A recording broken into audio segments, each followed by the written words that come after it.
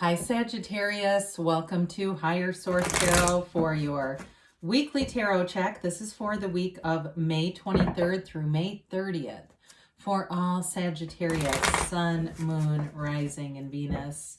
If you are new to the channel, welcome to you. I'm glad you're here. I post new readings every Friday, then again on Monday. So if a reading doesn't resonate, you can check back in a couple of days, check a different part of your chart, or even just look around on those Monday readings because the format is different every Monday, different style of reading every Monday. And thanks to all of you who have subscribed and keep watching the channel and hitting that like button. I so appreciate the support. It means a lot to me and this is fun, so we'll keep doing it. And if you haven't subscribed yet, I'd love to invite you to join us and subscribe. Then you'll know if there's any announcements made here. All right, what guidance do you have for Sagittarius, Sun, Moon, Rising, and Venus? What does Sagittarius need to know, please? Messages do you have for Sagittarius, please? Okay. All right, we'll begin here with the tarot, and then we'll have the Angel Answers Oracle cards as well. You got the King of Swords, the Four of Swords, the Six of Cups, the Emperor, the Hierophant, the Five of Cups, Death, and the Ace of Cups. Well, I hear we must die to be reborn. There's some kind of a rebirth here. There's definitely a renewal.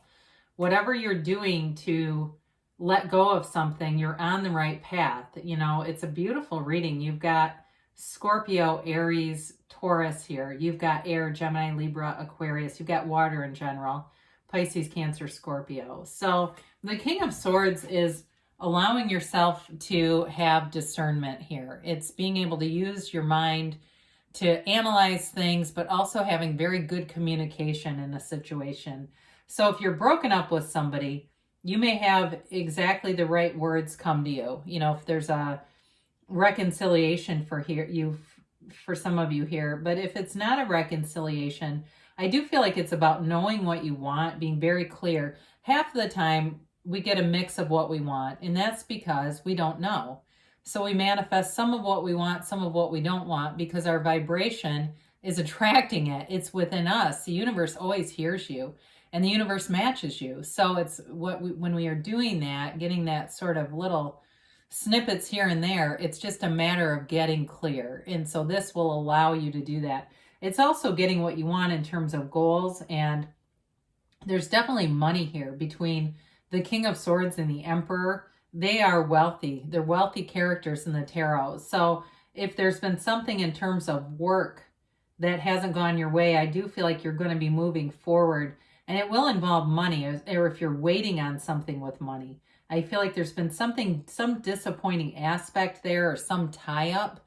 This moves it forward. So the Four of Swords is a card of taking a break. It's no, there's no conflict here. So we like that. This is a card of really putting down any fight, any pushing against. It's releasing the resistance. It's getting back to center. So if you felt like you've been out of alignment, you're getting back to center, getting back into alignment. It's also a card that reminds me, knock and the door will open. Ask and it is given. So be very clear in your asking, not just with your words, but with your feelings. Feelings are the secret to your manifestation. And this is on the right road. So as you quiet your mind, you go within, you detach from all that noisy stuff. And some of you may even take a few days off of work, might like take some personal time off and just be still, be away from things. Because you have that multiple times here, sort of that be still and know.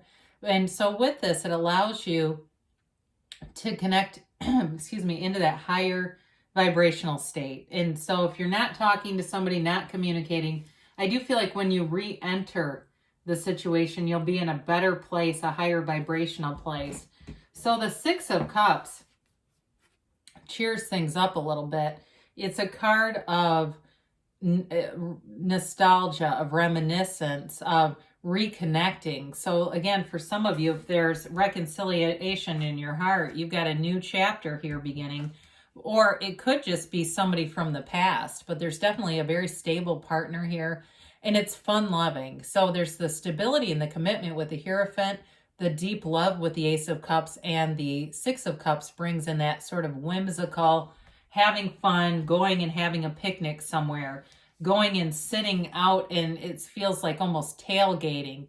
You're sitting in the back of somebody's car with the, like an SUV with the hood up, eating a pizza, just kind of talking and hanging out.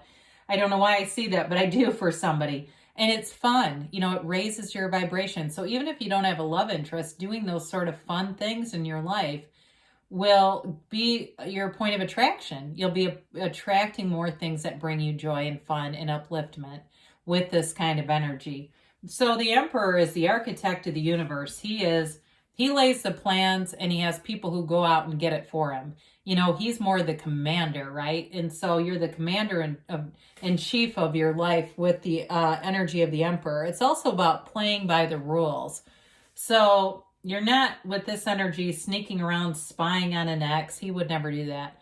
And the other piece with that, if you want something, you behave in a way that you already have it in this energy. So spying on your ex, if you're dating the person, I'm going to guess you probably wouldn't be checking in on their social media and trying to Google their name and stuff, right? You'd behave as if they were just normally texting you. You'd behave as if you had that relationship already. So with the Emperor, it's knowing that you can have it. It's a real confidence. And it's also a card of wealth. He symbolizes wealth. He symbolizes luxury. And it's also wisdom. So your wisdom leads the way. You are learning here.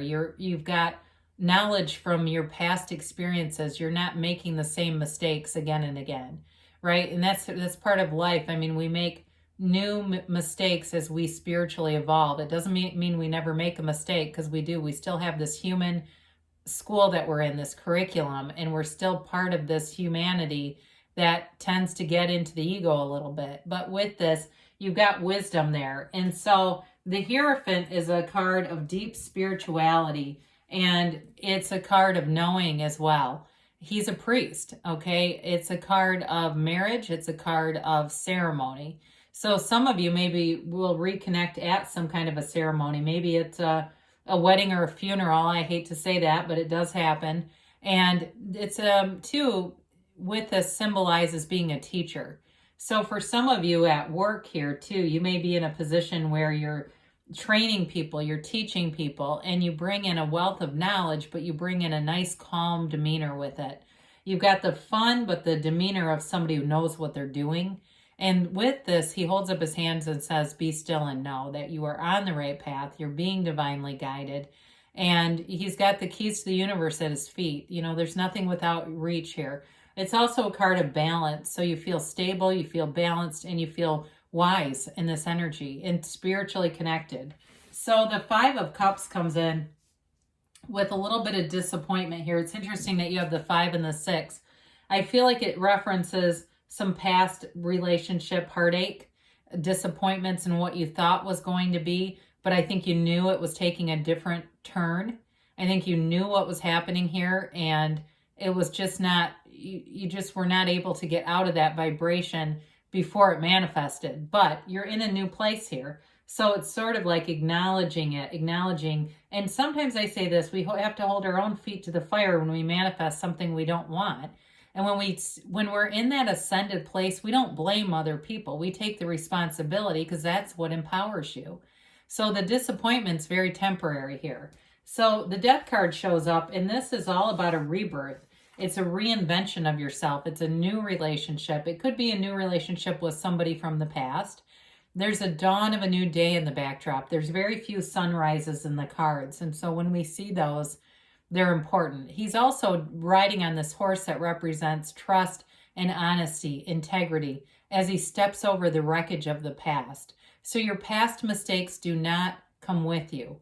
They're being left behind you. It's a rebirth of your world vision, seeing things from that eyes of source, from the place where you know you can have, do, or be anything. This is also, the skeleton also represents your higher self telling you to let go of the past, and as does the Hierophant. So You've got it multiple times about moving forward in this sort of invigorated, vibrant new energy. So in a job situation too, it's about moving forward with things and feeling confident, feeling wealth as well. So especially if you've had money issues in the past, you've got wealthy symbols here in the cards showing that there's abundance and even luxury coming your way. So the Ace of Cups represents it's an exciting new chapter. And it's that pull. You have a pull towards something, whether it's a new job or a new love, but it's invigorating. And it's a love that's unconditional. There's no nitpicking here. If it's somebody from the past, you're going to be done with the old unfinished business. There, especially with the Four of Swords here too, that can also be going to a therapist. So for some of you, if it's a relationship you want to recommit to, that may be something to investigate. If there's still some old wounds there, finish that business so you can move forward in a new way. But the Ace of Cups does offer longevity, it's light, it's love, and it's very beautiful energy. So let's see what the angels have to say here for you, Sagittarius.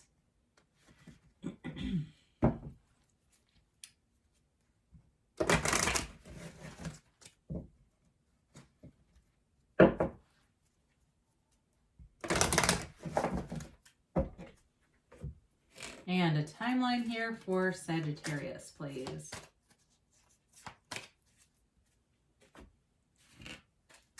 And a yes, no, maybe.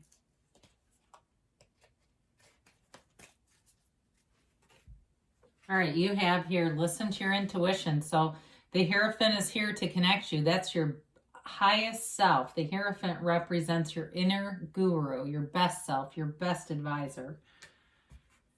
And you got big happy changes. Have not seen this in a long time. So there's something happening with the Death card here too, a rebirth. You've got peaceful resolution. So things are definitely moving in a place of abundance, prosperity, but also love.